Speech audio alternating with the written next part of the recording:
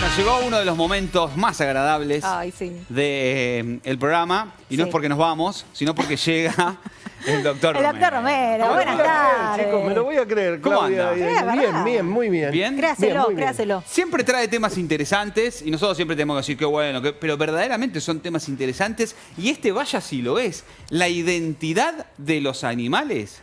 Claro, los animales saben quiénes son como primera medida. Y segundo, ¿se reconocen en un espejo? ¿Son todos los animales iguales? Estas preguntas me las vengo haciendo hace mucho tiempo. Y entonces, como a veces no tengo la respuesta y algún otro lo tiene, traje al doctor Ricardo Ferrari, que es el profesor de etología de la Facultad de Ciencias Exactas y Naturales de la Universidad de La Plata y el de Bienestar Animal de la Facultad de Ciencias Veterinarias de la UBA. O sea, más todo eso te lo tiro por la cabeza. O sea, o lo sabés o lo sabés. Es antropólogo. Y la pregunta es, ¿los animales tienen noción de quiénes son? El punto es... No diga no sé, ¿eh? No. Y listo, y ahí terminó todo. Si me vas a spoilear la respuesta, ya está. La historia es así. El punto no es si la tienen o no, sino cómo averiguo si la tienen. Claro. Hay un montón de experimentos donde efectivamente el animal se reconoce en un espejo, actúa respecto de su imagen en el espejo. Hay otro montón de experimentos que no. Ajá. La pregunta es, ¿está mal hecho el experimento o el bicho no lo hace?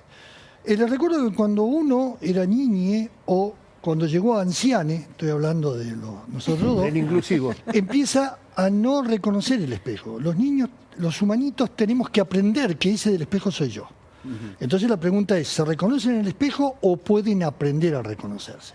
Hay toda una serie interesante de experimentos donde se pinta al animal en una parte del cuerpo que él no puede ver y cuando el animal pasa frente al espejo se detiene, vuelve a mirar y se toca esa zona. Ajá. Ok, sí, estamos hablando de simio, eso es evidente. Un chimpancé, por ejemplo. Un chimpancé, por ejemplo.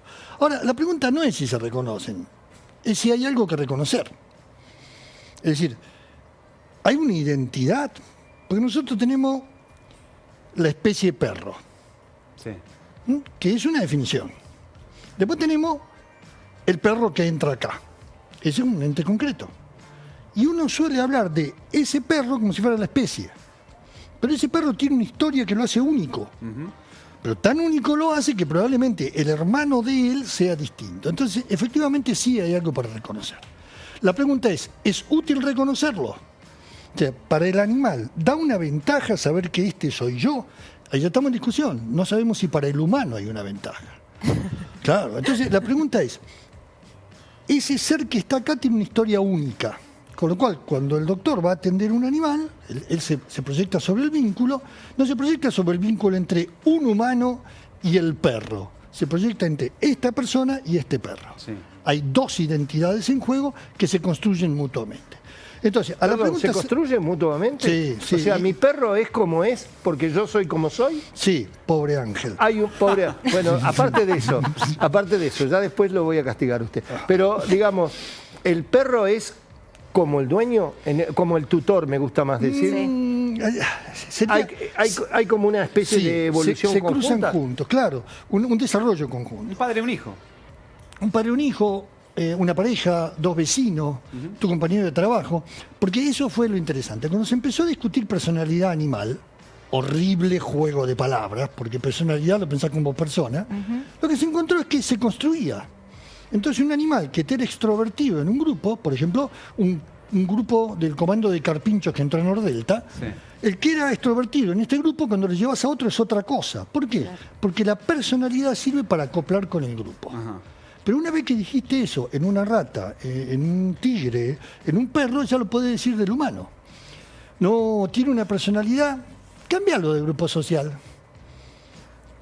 Entonces, eso es una co-construcción. No sé si es igual al dueño, pero que lleva cacho del dueño encima, así como el dueño lleva cacho del animal en él. Ricardo, el chimpancé se reconoce, se sabe. Sí. El experimento este de pintarle la cara, dormirlo, despertarlo y que el tipo se toca la cara en el lugar que está pintado quiere decir que sabe que es él. Sí.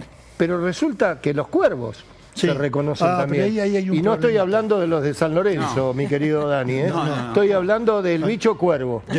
Yo no sé si los hinchas de San Lorenzo se reconocen en el espejo, creo que sí. Últimamente no se están reconociendo porque le va como el traste. Tal cual. Bueno, está bien. No quieren Ok, reconocerse. eso lo dijo él. Ok, vamos a esto. Resulta que el cuervo, como el loro, tienen una propiedad muy interesante.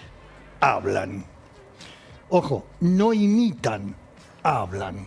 Es decir, hay una parte de su cerebro que tiene unas propiedades particulares como la nuestra. Entonces, la pregunta es, ¿no será que reconocerse en el espejo requiere un tipo de cognición, de capacidad de representación? Entonces, es de esperar que un animal que puede manejar eso, o sea, el cuervo puede armar frases con sentido, los loros ni te cuento. Más allá de los loros que cantaban marchitas, están los loros que pueden pedir algo específicamente. Entonces, esos animales, era previsible que iban a hacer eso. Y después se encontró.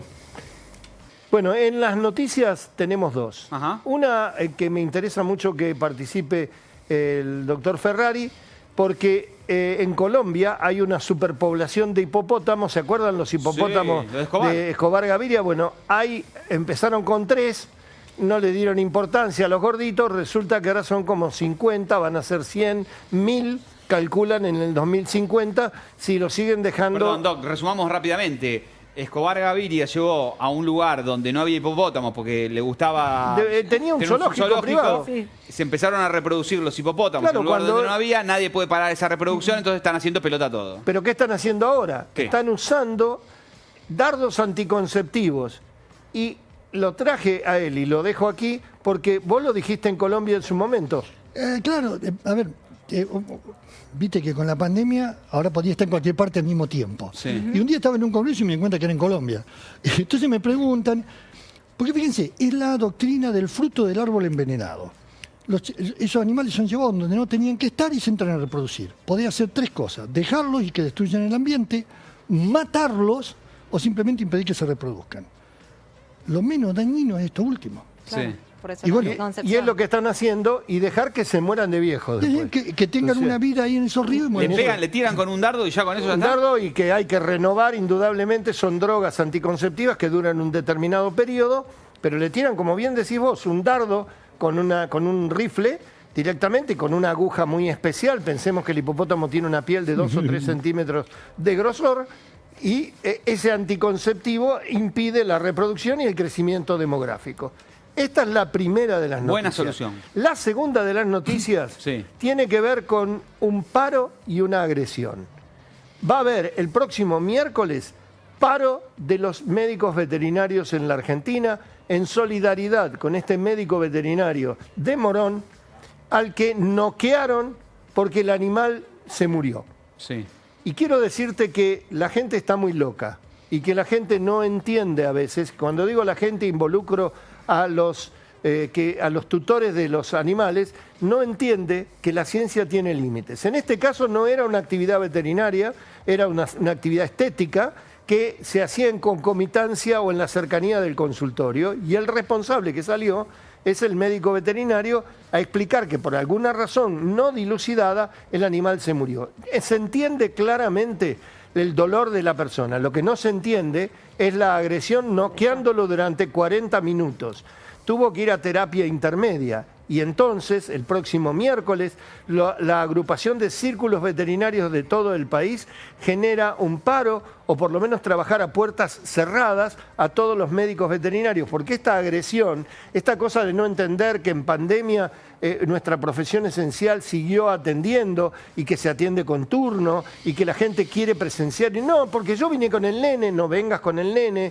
Estamos hablando de medicina y estamos hablando de falibilidad. Es decir, el animal entró vivo, fenómeno a la peluquería. Si pasó algo, van a tener que dilucidarlo. No es grato esto que pasó y es entendible. ¿Pero qué puede haber el pasado? enojo. ¿Se sabe? No se Desde sabe. una muerte súbita. Sí. A ver, Que justo ¿qué dio puede, casualidad que qué se puede dio ahí? haber pasado con el animal de compañía de uno de mis hijos que murió esta semana en 20 minutos? De golpe. Se dio cuenta, lo alzó, lo llevó a la clínica y a 4 cuadras de la clínica murió. Los animales y nosotros, la vida es una casualidad, al revés. Es mucho más posible que te mueras a que estés vivo. No, Tenés 700 funciones en el hígado nada más. Sí. 700. Te falló una que es vital y te fuiste. Vos pensás que tenés una bomba, que es el corazón, que es la que manda sangre. Te falló, no lo hizo de acuerdo por alguna razón. Es decir, existe. Por supuesto que es doloroso, por supuesto que es incomprensible. Si fuera comprensible, no existirían tantas religiones que plantean la vida eterna, que es la única manera que tenemos de entender más o menos que esto no es lo único, aunque muchos pensemos que sí. Lo cierto es que el ser humano es falible. ¿Que puede haber un error? Claro que lo puede haber. Ahora, ¿justifica una agresión para dormirlo y noquearlo durante 40 minutos? Y no es la primera, no es la única, por lo tanto yo me solidarizo con eso y el miércoles las clínicas veterinarias van a entrar en paro activo, que significa trabajar a puertas cerradas, solo atendiendo las emergencias o las cosas debidas a las cirugías programadas o las emergencias habituales. Entender que la medicina veterinaria es parte de la medicina y parte de la salud y tiene su falibilidad, pero nunca jamás responder con la violencia. Yo voy a responderles con un consejo para hasta la semana que viene. ¿Me lo escriben 300 veces? ¿150 cada uno? Bueno, no lo escriban. Acuérdense, pórtese bien, sea cada día más animal. Gracias a los dos. Doc.